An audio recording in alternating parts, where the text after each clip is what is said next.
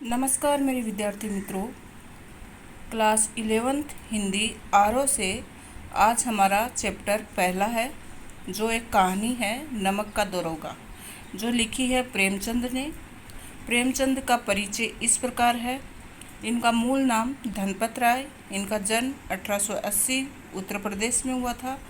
इनकी प्रमुख रचनाएं हैं वो है सेवा सदन, प्रेमाश्रम, रंगभूमि, निर्मला, कायाकल्प, कब्बन, कर्मभूमि, गोदान। ये सब इनके प्रसिद्ध उपन्यास हैं। इनको उच्च कोटि का उपन्यासकार माना जाता है। और फिर कहानी संग्रह इनके सोजे वतन, मानसरोवर, गुप्त धन, ये सब है। करबला, संग्राम, प्रेम की देवी, ये नाटक हैं। और कुछ विचार, विविध प्रसंग, ये निबंध संग्रह है। इनकी मृत्यु होती है 1936 में। तो कथा साहित्य के इस शिखर पुरुष का बचपन अभाव में बीता। इसके लिए इन्होंने स्कूली शिक्षा पूरी करने के बाद बीए की पढ़ाई की और अंग्रेजी से एमए करना चाहते थे, लेकिन जीवन यापन के लिए नौकरी करनी पड़ी, क्योंकि गरीबी के कारण इनको नौकरी भी करनी पड़ी थी, घर चलाना था। इसके लिए ये अंग्रेजी से एमए नहीं कर पाए। और फिर इनको सरकारी नौकरी मिली थी, लेकिन फिर महात्मा गांधी के साथ ये देश की सेवा में जुट गए, असहयोग आंदोलन में लग गए थे और इसके लिए सरकारी नौकरी से इन्होंने त्यागपत्र दे दिया था। फिर आज की जो कहानी है बच्चों, वो हम पढ़ने जा रहे हैं, नमक का दरोगा। तो नमक का दरोगा प्रेमचंद की बहुचर्चित कहानी है, जिसमें यथार्थवाद के एक मुकम्मल उदाहरण के रूप में जिसको देखा जा सकता है। और इस कहानी में पंडित अलोपीदीन रहते हैं। मुंशी बंशीधर ये प्रमुख पात्र के रूप में है। ईमानदार कर्मयोगी मुंशी बंशीधर को खरीदने में असफल रहने के बाद पंडित अलोपीदीन अपने धन की महिमा का उपयोग कर उन्हें नौकरी से मुअत्तल करा देते हैं, लेकिन अनसत्य के आगे उनका सिर झुक जाता है। वे सरकारी महकमे से बर्खास्त बंशीधर को बहुत ऊंचे वेतन और भत्ते के साथ अपनी सारी जायदाद का स्थायी मैनेजर नियुक्त करते हैं। गहरे अपराध बोध से भरी वाणी से निवेदन करते हैं और कहते हैं कि परमात्मा से यही प्रार्थना है कि वह आपको सदैव वही नदी के किनारे वाला बेमुरौवत, उद्दंड किंतु धर्मनिष्ठ दरोगा बनाए रखे। तो चलिए शुरू करते हैं आज की कहानी नमक का दरोगा, जो कि लिखी है मुंशी प्रेमचंद जी ने। जब नमक का नया विभाग बना और ईश्वर प्रदत्त वस्तु के व्यवहार करने का निषेध हो गया, तो लोग चोरी छिपे इसका व्यापार करने लगे। किसका? नमक का। और ईश्वर प्रदत्त क्या होती है? जो ईश्वर के द्वारा प्रदान की हुई वस्तु होती है। तो नमक तो आपको पता ही है, पानी से बनता है, प्रकृति की देन है। तो उसका निषेध शुरू हो गया। अनेक प्रकार के छल प्रपंचों का सूत्रपात हुआ। कोई घूस से काम निकालता तो कोई चालाकी से। अधिकारियों के पोबारे थे। पोबारा मतलब उनके मजे ही मजे थे। पटवारीगिरी का सर्व सम्मानित पद छोड़ छाड़कर लोग इस विभाग की बरकंदाजी करते थे। तो नमक का विभाग खोलने के लिए सब तैयार थे और पटवारी जैसी सम्मानित नौकरी को लोगों ने छोड़ दिया, क्योंकि जो नमक विभाग की नौकरी थी उसमें लोग चोरी, घूसखोरी से और चोरी छिपे व्यापार कर सकते थे और साथ ही लोगों से मतलब पैसा लूट सकते थे, कालाबाजारी भी कर सकते थे। तो इसके लिए ऊपर की कमाई होती थी और जो सम्मानित जॉब थी, उनकी नौकरी थी, उसको छोड़ देना उन्होंने उचित समझा। इसके दरोगा पद के लिए तो वकीलों का भी जी ललचाता था। मतलब दरोगा का पद ऐसा होता है कि वो जितना चाहे उतना पैसा कमा सकता है। ये वह समय था जब अंग्रेजी शिक्षा और ईसाई मत को लोग एक ही वस्तु समझते थे। फारसी का प्राबल्य था। प्राबल्य मतलब फारसी बहुत ज़्यादा बोली जाती थी। प्रेम की कथाएं, श्रृंगार रस के काव्य पढ़कर फारसिंदा लोग सर्वोच्च पदों पर नियुक्त हो जाया करते थे। मुंशी बंशीधर भी जुलेखा की विरह कथा समाप्त करके मजनू और फरहाद के प्रेम वृत्तांत को नल और नील की लड़ाई और अमेरिका के आविष्कार से अधिक महत्व की बातें समझते हुए रोजगार की खोज में निकले। उनके पिता एक अनुभवी पुरुष थे। तो जो मुंशी बंशीधर है वो भी नौकरी की तलाश में निकले और इनके पिता है वो अनुभवी मतलब अच्छा एक्सपीरियंस रखते थे। तो इनके पिता इनको समझाने लगे, बेटा घर की दुर्दशा देख रहे हो, ऋण के बोझ से दबे हुए हैं। ऋण मतलब कर्जा, बहुत ज़्यादा कर्जा सर पर चढ़ा हुआ है, घर की स्थिति अच्छी नहीं है, घर में लड़कियां भी हैं और जो घास फूस की तरह बढ़ती चली जाती हैं। मैं कगारे पर का वृक्ष हो गया हूँ, मतलब मैं तो कगार पे ही खड़ा हूँ, कभी भी जा सकता हूँ, मतलब काफ़ी बूढ़ा हो गया हूँ, न मालूम कब गिर पड़ूँ। अब तुम ही घर के मालिक मुख्तार हो, नौकरी में ओहदे की ओर ध्यान मत देना, मतलब नौकरी में पद ऊंचा हो ये मत देखना। तो क्या देखना, ये तो पीर का मज़ार है, निगाह चढ़ावे और चादर पर रखनी चाहिए। तो नौकरी ऐसी होनी चाहिए जिसमें ऊपर की कमाई ज़्यादा हो। पद मत देखना, पद तो पद ही रहता है, उसमें सीमित पैसा रहता है, लेकिन जहाँ ऊपर का पैसा हो वो नौकरी ढूंढना। ऐसा काम ढूंढना जहाँ कुछ ऊपरी आय हो। मासिक वेतन तो पूर्ण मासिक का चांद है जो एक दिन दिखाई देता है और घटते घटते लुप्त हो जाता है। तो जिस तरह से पूर्णिमा को पूरा चांद दिखाई देता है और फिर घटते घटते घटते एकदम गायब हो जाता है और एक दिन अमावस्या आ जाती है, अंधेरा छा जाता है, वैसे ही मतलब जो ये वेतन है पूरे महीने का जो पैसा मिलता है वो तो एक पूर्णमासी के चांद की तरह है जो पूरा महीना ख़त्म होते होते ख़त्म हो जाता है। तो ऐसी नौकरी ढूंढना जिसमें ऊपर की कमाई हो। ऊपरी आय बहता हुआ स्रोत है जिससे सदैव प्यास बुझती है। वेतन मनुष्य देता है, इसी से उसमें वृद्धि नहीं होती। ऊपरी आमदनी ईश्वर देता है, इसी से उसकी बरकत होती है। तुम स्वयं विद्वान हो, तुम्हें क्या समझाऊं। तो इस तरह से अपने बेटे को ऊपर की कमाई करने वाली जॉब ढूंढने के लिए प्रोत्साहित करते हैं। किसको? मुंशी बंशीधर जी को। फिर आगे बताते हैं कि इसके उपरांत जो उचित समझो करो। गरज वाले आदमी के साथ कठोरता करने से लाभ ही लाभ है, लेकिन बेगरज को दांव पर पाना जरा कठिन है। इन बातों को निगाह में बांध लो, ये मेरी जन्म भर की कमाई है। इस उपदेश के बाद पिताजी ने आशीर्वाद दिया। बंशीधर आज्ञाकारी पुत्र थे, ये बातें ध्यान से सुनी और तब घर से चल खड़े हुए। इस विस्तृत संसार में उनके लिए धैर्य, अपना मित्र, बुद्धि और अपनी पथ प्रदर्शक और आत्मावलंबन ही अपना सहायक था। लेकिन अच्छे शकुन से चले थे, जाते ही नमक विभाग में दरोगा पद पर प्रतिष्ठित हो गए। वेतन अच्छा, ऊपरी आय का तो ठिकाना ही नहीं था। वृद्ध मुंशी जी को सुख संवाद मिला तो फूले न समाये।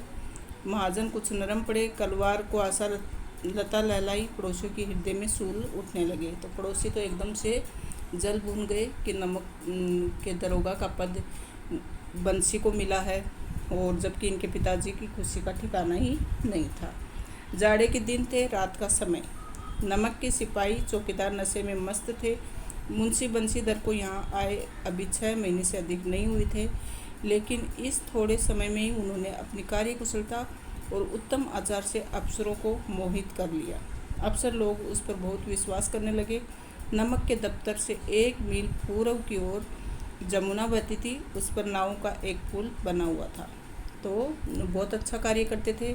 अफसर लोगों को बंसी पर एकदम भरोसा हो गया था। और नमक के दफ्तर से मतलब नमक का ऑफिस जो था उससे 1 मील दूर जमुना नदी बहती थी, उस पर नाव का एक पुल बना हुआ था। दरोगा जी किवाड़ बंद किए मीठी नींद सो रहे थे। अचानक आंख खुली तो नदी के प्रवाह की जगह गाड़ियों की गड़गड़ाहट तथा मल्लाहों का कोलाहल सुनाई दिया। मल्लाह कौन होते हैं? जो नाव चलाते हैं। तो अचानक से रात को आवाज़ सुनाई दी, इतनी रात गए गाड़ियाँ क्यों नदी के पार जाती हैं? अवश्य कुछ न कुछ गोलमाल है। तो बंसी को थोड़ा शक हुआ कि इतनी रात को गाड़ियाँ कैसे जा सकती हैं। तर्क ने भ्रम को पुष्ट किया। वर्दी पहनी, तमंचा जेब में रखा और बात की बात में घोड़ा बढ़ाए हुए पुल पर आ पहुँचे।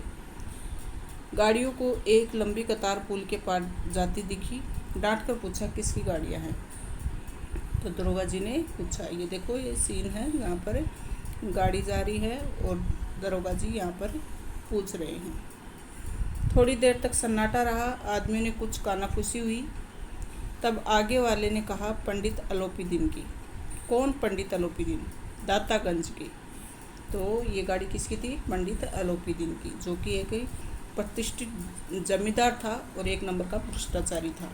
उसके आगे किसी की नहीं चलती थी और लोगों को मतलब लोग डरते थे उसको कुछ भी कहने से। वो कुछ भी कर सकता था लेकिन लोग उसको कुछ नहीं कह पाते थे। तो मुंशी बंशीधर चौके पंडित अलोपी दीन इस इलाके के सबसे प्रतिष्ठित जमींदार, लाखों रुपए का लेन देन करते। इधर छोटे बड़े कौन ऐसे थे जो उनके ऋणी न हो, मतलब सबको ब्याज पर पैसा देते थे। व्यापार भी उनका लंबा चौड़ा था, बड़े चलते पुर्जे आदमी थे। अंग्रेज अफसर उनके इलाके में शिकार खेलने आते और उनके मेहमान होते। 12 मास सदावर्त चलता, मतलब 12 महीने उनके यहाँ ऐसा ही रहता था। मुंशी जी ने पूछा, गाड़ियाँ कहाँ जाएंगी? उत्तर मिला, कानपुर। लेकिन इस प्रश्न पर कि इनमें क्या है, सन्नाटा छा गया। तो मुंशी जी ने पूछा कि इसमें है क्या? तो कुछ नहीं बोले।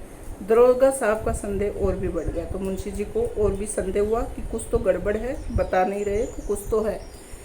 देर तक उत्तर की बाट देखकर वह जोर से बोले, क्या तुम सब गूंगे हो गए हो? हम पूछते हैं इसमें क्या लदा है। जब इस बार भी कोई उत्तर न मिला तो उन्होंने घोड़े को एक गाड़ी से मिलाकर बोरे को टटोला। भ्रम दूर हो गया। ये नमक के ढेले थे, तो उसमें नमक भरा हुआ जा रहा था। पंडित अलोपी दीन अपने सजीले रथ पर सवार, कुछ सोते कुछ जागते चले आते थे। अचानक कई गाड़ी वालों ने घबराए हुए आकर जगाया। बोले, महाराज, दरोगा ने गाड़ियाँ रोक दी है और घाट पर खड़े आपको बुलाते हैं। तो पंडित अलोपी दीन का लक्ष्मी जी पर अखंड विश्वास था। कहा करते थे कि संसार का तो कहना ही क्या, स्वर्ग में भी लक्ष्मी का ही राज्य है। उनका ये कहना यथार्थ था। न्याय और नीति सब लक्ष्मी के ही खिलौने हैं, इन्हें वह जैसे चाहती है नचाती है। लेटे लेटे गारों से बोले, चलो हम आते हैं। तो इनको लगता था कि मेरे हाथ में पैसा है ना, मैं पैसे के बल पर किसी को भी झुका सकता हूँ। तो वो एकदम घमंड से बोले, चलो मैं आता हूँ।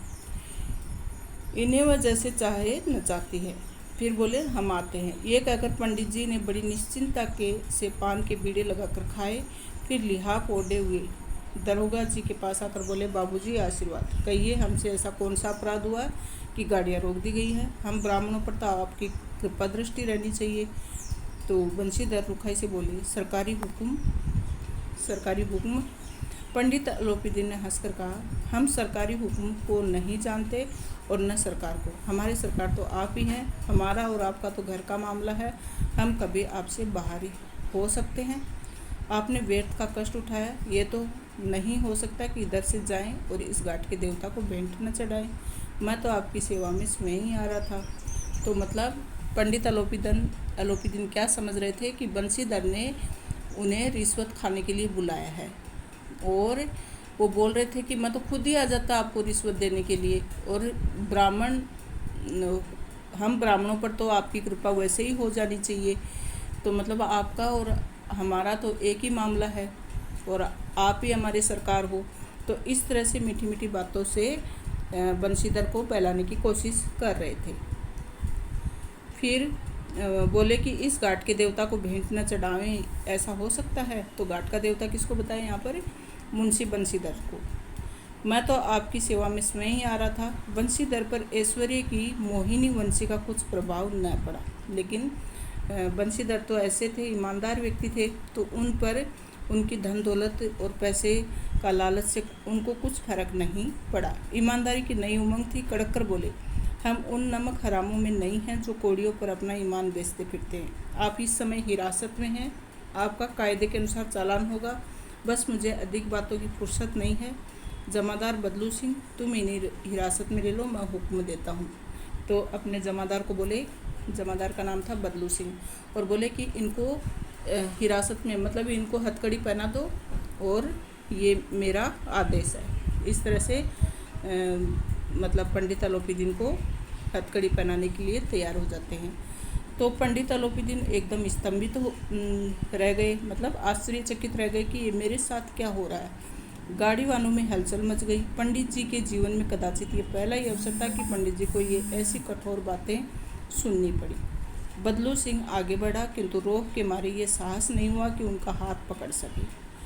पंडित जी ने धर्म को धन का ऐसा निरादर करते कभी न देखा था। विचार किया कि अभी उद्दंड लड़का है, माया मोह के जाल में अभी नहीं पड़ा है, अल्लड़ है, झिझकता है, बहुत दीन भाव से बोले, बाबू साहब ऐसा न कीजिए, हम मिट जाएंगे, इज्जत धूल में मिल जाएगी।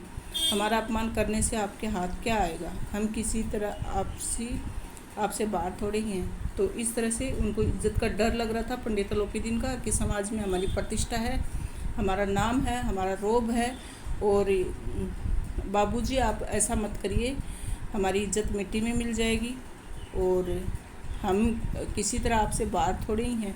तो इस तरह से गिड़गिड़ा रहा था पंडित अलोपीदीन। तो बंशीधर ने कठोर स्वर में कहा, हम ऐसी बातें नहीं सुनना चाहते। अलोपीदीन ने जिस सहारे को चट्टान समझ रखा था वह पैरों के नीचे से खिसकता हुआ मालूम हुआ। स्वाभिमान और धन ऐश्वर्य की कड़ी चोट लगी, किंतु अभी तक धन की सांख्यिक शक्ति का पूरा भरोसा था। तो अभी भी पंडित अलोपीदीन को लग रहा था कि मैं कुछ और पैसे फेंकूंगा तो बंशीधर पिघल जाएगा, पैसों के लालच में आ जाएगा। अभी थोड़ा उद्दंड है, नया नया है, माया मोह के जाल में फंसा नहीं है, इसके लिए इसको पैसे की वैल्यू पता नहीं है। अपने मुख्तार से बोले, लाला जी 1000 के नोट बाबू साहब को भेंट करो, आप इस समय भूखे सिंह हो रहे हैं। बंशीधर ने गर्म होकर कहा, 1000 नहीं, 1 लाख भी मुझे सच्चे मार्ग से नहीं हटा सकते। तो धर्म की इस बुद्धिहीन दृढ़ता और देव दुर्लभ त्याग पर मन बहुत झुंझलाया। अब दोनों शक्तियों में संग्राम होने लगा। धन ने उछल उछल कर आक्रमण करने शुरू किए।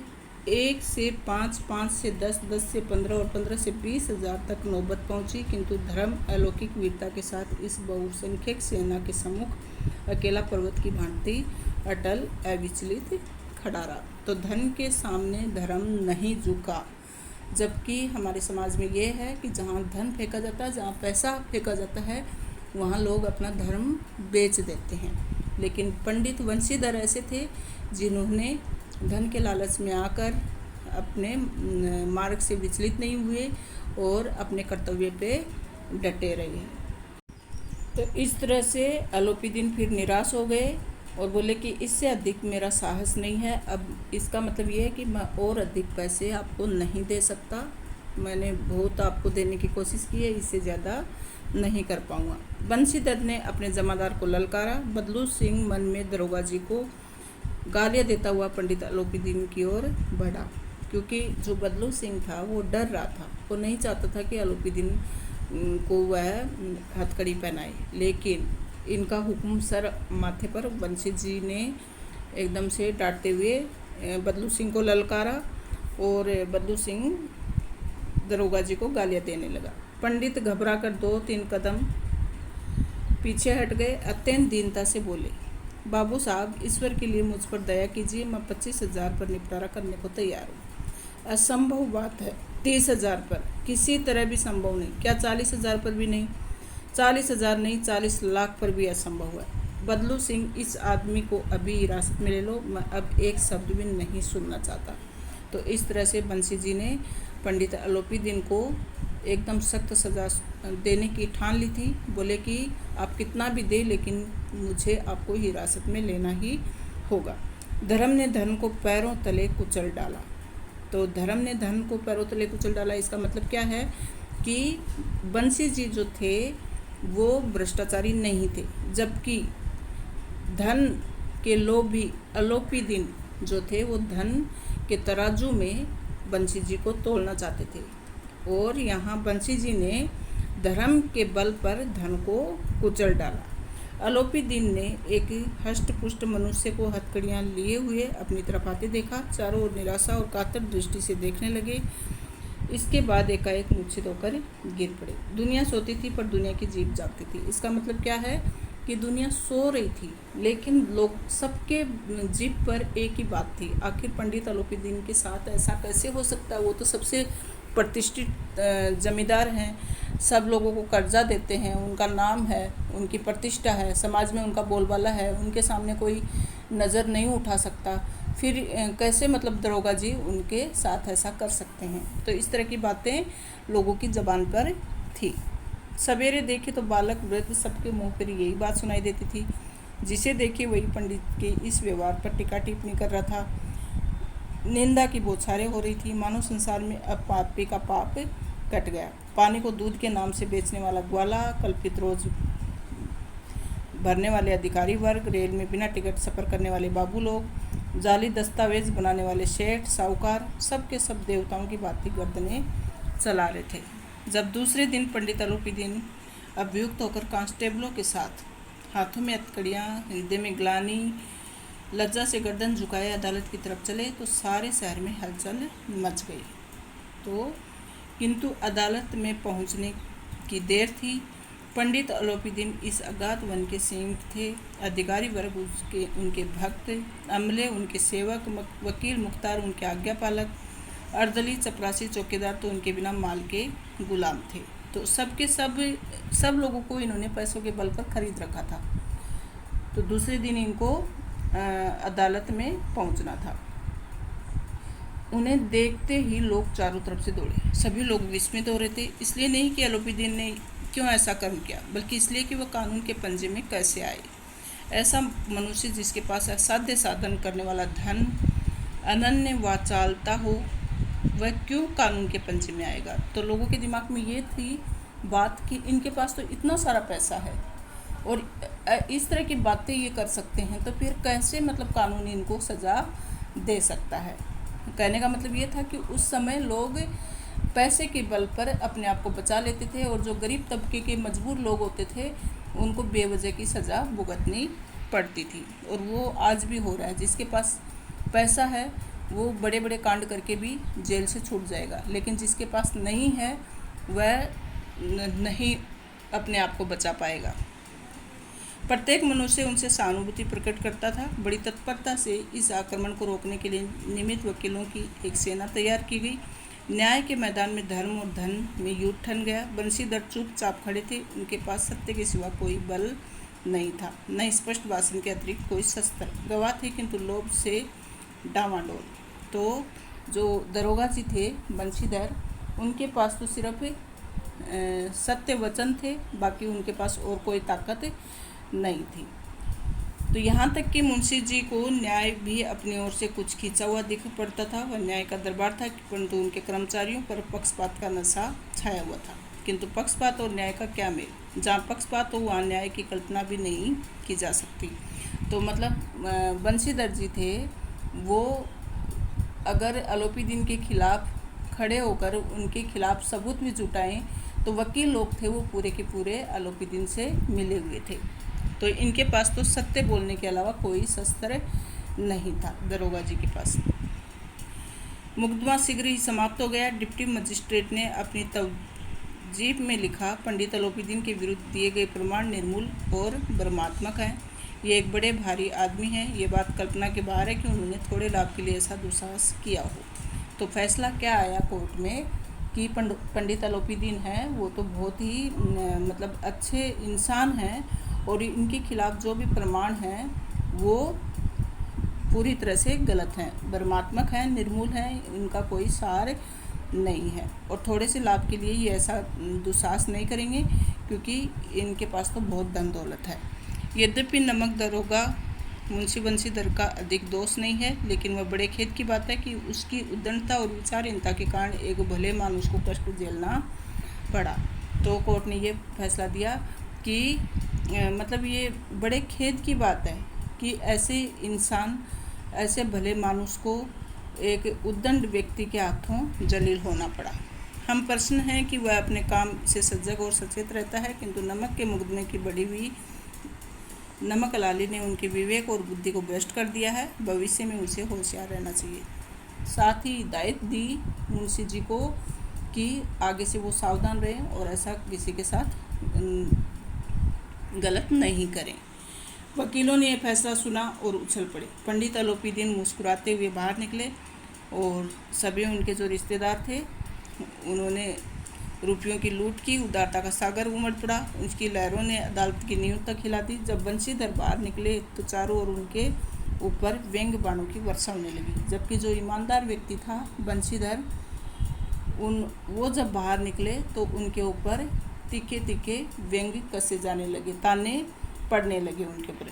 चपरासियों ने झुक झुक कर सलाम किए, किंतु इस समय एक एक कटुआ के एक एक संकेत उनकी गवागिनी को प्रज्वलित कर रहा था। कदाचित इस मुकदमे में सफल होकर वे इस तरह करते हुए न चलते, आज उन्हें संसार का एक खेदजनक विचित्र अनुभव हुआ। तो मतलब सब जो उनके नीचे भी जो काम करते थे वो भी उनको व्यंग्य की दृष्टि से देख रहे थे। तो ये सब चीज़ें उनको खटक रही थी कि मैं ईमानदार होते हुए भी अपने ही लोगों की नज़रों में गिर रहा हूँ।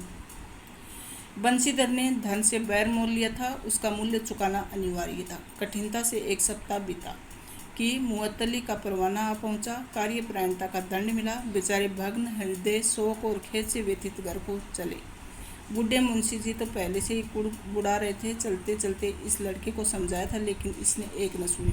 जबकि इनके पिताजी थे वो अच्छा अनुभव रखते थे और इन्होंने समझाया था कि ऐसी नौकरी करना जिसमें ऊपर की कमाई हो और ऐसे लोगों से बैर मत लेना जो ओहदे में ऊंचे हो। तो इसके लिए इनके पिताजी को बहुत गुस्सा आ रहा था कि मेरे बेटे को मैंने चलते चलते समझाया फिर भी उसने ऐसा काम क्यों किया। सब मनमानी करता है। हम तो कलवार और कसाई के तगादे से बुढ़ापे में वक्त बनकर बैठे हैं। यहाँ बस वही सूखी तनख्वाह। हमने भी तो नौकरी की है और कोई ओहदेदार नहीं थे लेकिन काम किया, दिल खोल कर किया। आप ईमानदार बनने चलें, घर में चाहे अंधेरा हो मस्जिद में अवश्य दिया जलाएंगे। खेद ऐसी समझ पर पढ़ना लिखना सब अकारत गया। इसके थोड़े ही दिनों बाद जब मुंशी बंशीधर इस दुर्वस्था में घर में पहुँचे और बूढ़े पिताजी ने समाचार सुना तो सिर पीट लिया। बोले जी चाहता है कि तुम्हारा और अपना सिर फोड़ लो। तो क्यों ऐसा उनके पिताजी ने कहा? क्योंकि जो ऊपर की कमाई थी वो नहीं ले सका बंशीधर और साथ ही लोगों के ताने भी सुनने को मिले। ईमानदारी का कार्य करते हुए भी ये सब उनको सहना पड़ा। तो इसके लिए उनके बूढ़े पिताजी थे उनको गुस्सा आ रहा था इस बात पर। तो बोले कि जी चाहता है कि मैं अपना और तुम्हारा दोनों का सिर फोड़ दूँ। बहुत देर तक पछता पछता कर हाथ मलते रहे। क्रोध में कुछ कठोर बातें भी कही और यदि बंशीधर वहाँ से टल न जाते तो अवश्य ये क्रोध विकट रूप धारण करता। वृद्ध माता को भी दुख हुआ। जगन्नाथ और रामेश्वर यात्रा की कामनाएं मिट्टी में मिल गई। पत्नी ने तो कई दिनों तक सीधे मुंह बात भी नहीं की। सबको इतना गुस्सा आया कि बेचारे बंशीधर जो कि ईमानदार थे उनसे किसी ने घर में सीधे मुंह बात भी नहीं की। इसी प्रकार एक सप्ताह बीत गया। संध्या का समय बूढ़े मुंशी जी बैठे राम नाम की माला जप रहे थे और उनके द्वार पर सजा हुआ रथ आकर रुका। तो हरे और गुलाबी पर्दे, पछैये बैलों की जोड़ी, उनकी गर्दनों में नीले धागे, सींगे पीतल की जड़ी हुई, कई नौकर लाठियां कंधों पर रखे आ रहे थे। तो मुंशी जी ने अगवानी की और देखा तो पंडित अलोपी ने झुककर दंडवत की, मतलब झुककर एकदम पैरों के बल पर लेटकर प्रणाम किया पंडित अलोपीदीन को। किसने? बंशीधर जी के पिता ने। जिस बंशीधर ने उनको कड़क कर उनको हथकड़ियाँ पहनाई थी उसी के पिता ने उनको दंडवत प्रणाम किया।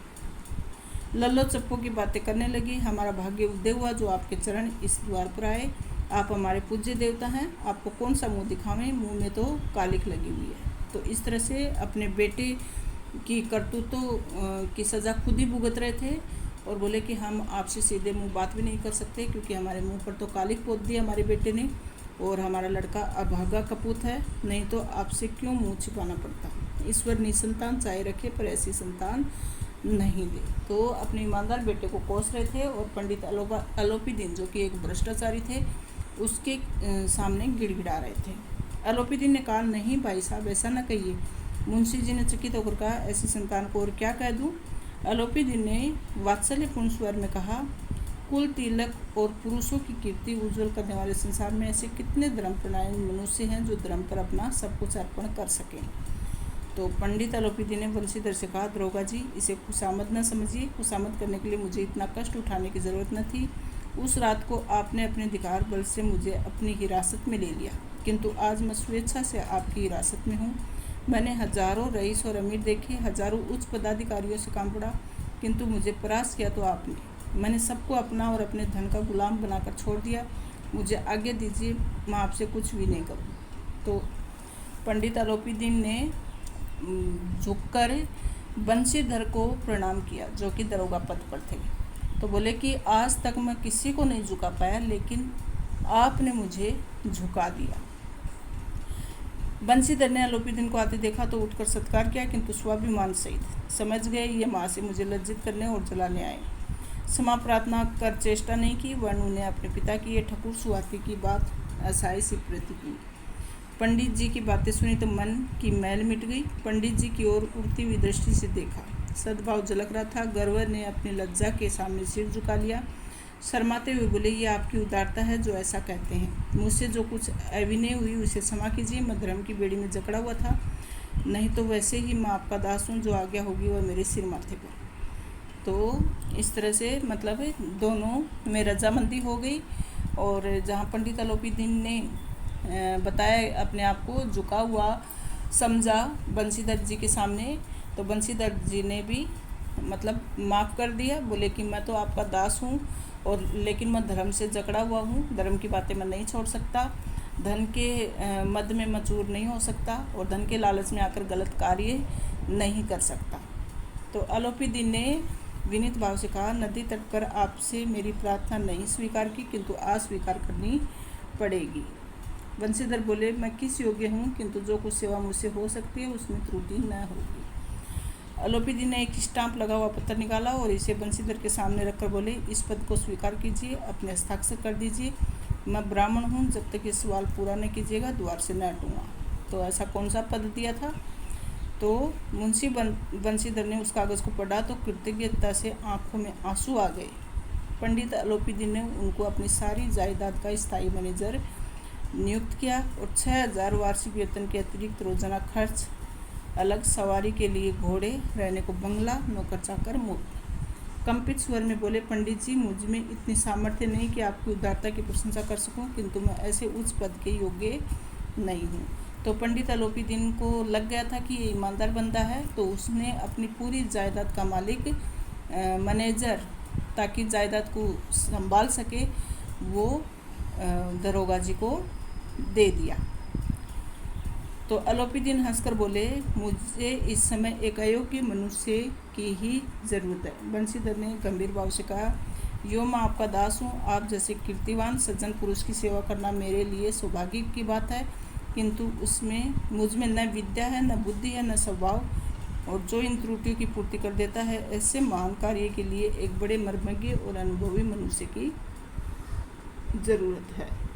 तो बंशीधर ने कहा कि मैं तो मतलब मेरे अंदर न बुद्धि है, न अच्छा स्वभाव है, और ऐसा महान कार्य मैं कैसे कर सकता हूँ। तो अलोपीदीन ने कलमदान से कलम निकाली और बंशीधर के हाथ में देकर बोले, न मुझ में विद्वता की चाह है, न अनुभव की, न मर्मज्ञता की, न कार्य कुशलता की। इन गुणों के महत्व का परिचय खूब पा चुका हूँ।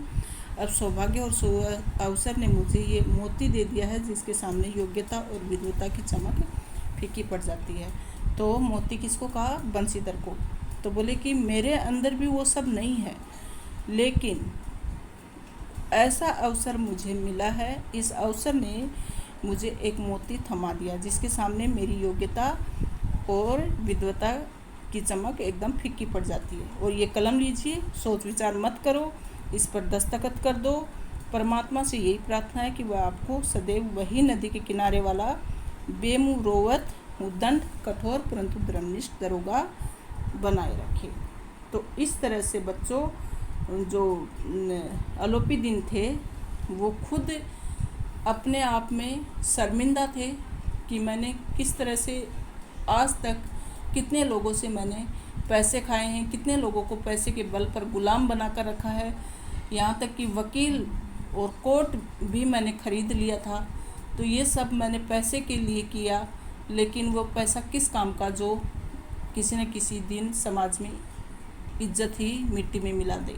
ये बात पंडित अलोपीदीन को समझ में आ चुकी थी, और उनको ये भी समझ में आ चुकी थी कि धन से बड़ा धर्म होता है। धर्म कभी न कभी धन को हरा ही देता है।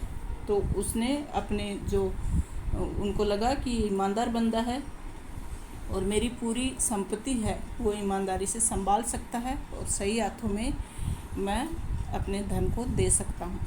तो इस तरह से उन्होंने इस पर साइन करवा लिए। तो बंशीधर की आंखें डबडबा आई। हृदय में संकुचित पात्र में इतना एहसास न समा सका। एक बार फिर पंडित जी की ओर भक्ति और श्रद्धा की दृष्टि से देखा, और कांपते हुए हाथ से मैनेजरी के कागज़ पर हस्ताक्षर कर दिए। और अलोपीदीन ने प्रफुल्लित होकर उन्हें गले लगा लिया। प्रफुल्लित मतलब खुश होकर अलोपीदी ने बंसी जी को अपने गले लगा लिया और जो बंसीधर थे उनकी आंखों में पानी आ गया। संकुचित भाव से उन्होंने उस कागज़ पर हस्ताक्षर कर दिए और मैनेजरी का पद स्वीकार कर लिया। तो ये कहानी कैसी लगी बच्चों? इस कहानी से आपको क्या सीख मिली ज़रूर कमेंट बॉक्स में लिखिएगा। धन्यवाद।